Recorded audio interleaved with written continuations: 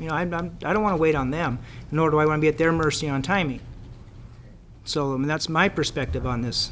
And if right-of-way is available to be part of that, then I think that ought to be moved forward too. To continue to make that project sit out there for another year to get the STIP funds, which I understand that we have no option there, but if other funds come along, and you've heard me say this before, then we need to take advantage of those so we can get the right-of-way project, part of it, moving, even if it's just part of it. Thank you, Right Mr. now, Chairman. right-of-way would not be included in the 1B list in the approved budget for East Side Far Valley Road. Okay. Supervisor Pinch is Well, next. a couple things. These state projects, no matter what the projects are, the state is coming in and getting projects built right now. For instance, the Laytonville project was actually built for 42% under what the state had money set aside. So they do have the extra money to, it's kind of a shell game. Whatever they can get the match, they're out to do that, and they put the pressure on. But when it comes to, I really believe, and it's been the direction of this board to use the 1B funds for chip seal and overlay projects.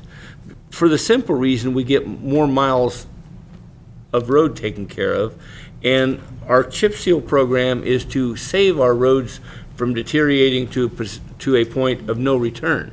And that's why, and in my district where I have roads that aren't even chip sealed, don't have any surface, that creates a problem with me. But I understand that. Let's save the roads before they go to a category where they're not brought back.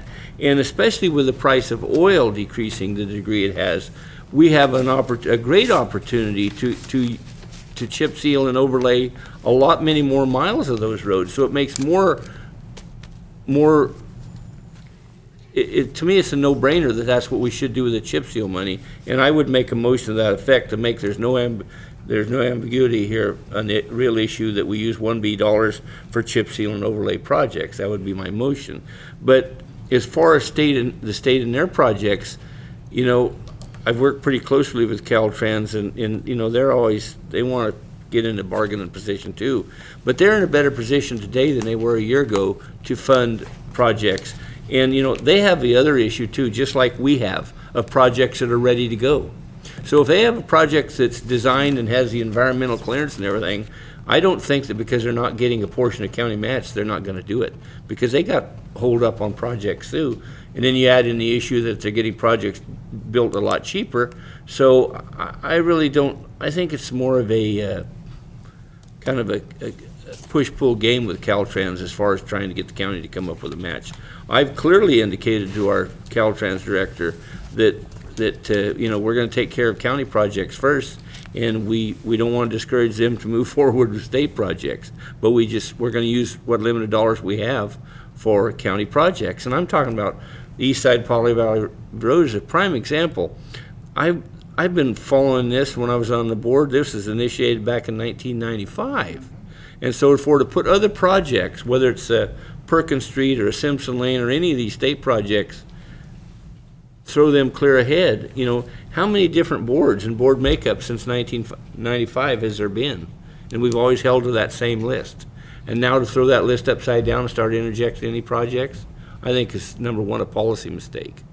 But, Mr. Chairman, I would make a motion that we direct our 1B funds to chip seal and overlay programs, period. That gives pretty clear direction. Or I guess we can't do a motion here.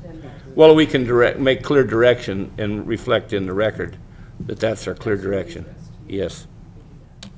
If I could get the support. Okay. You do have my support. And I think I've heard from Supervisor Delbar about his support, and Supervisor Colfax is shaking his head yes. But there is a supervisor who'd like to speak to the issue. Supervisor Smith. Thank you, Mr. Chair.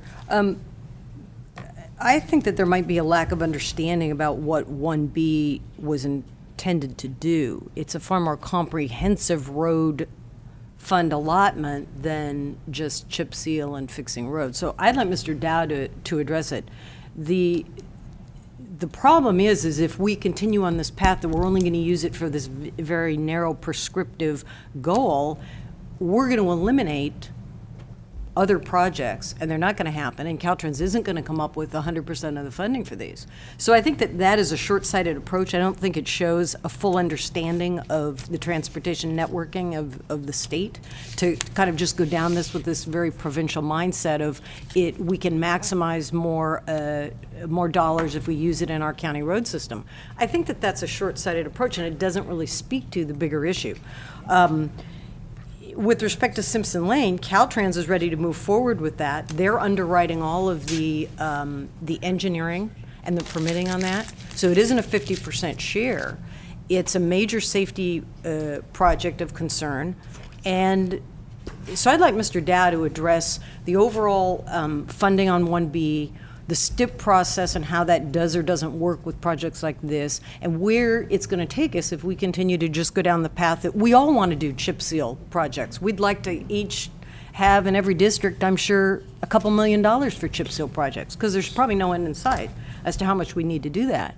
But if we continue to just do that, these other projects are going to languish, and we're going to miss opportunities. Caltrans is going to take the money and go elsewhere. And I think that is a mistake to not have a holistic and comprehensive approach to transportation. I mean, I think that the cities understand that. I think our partners understand that. So I think to continue to just sort of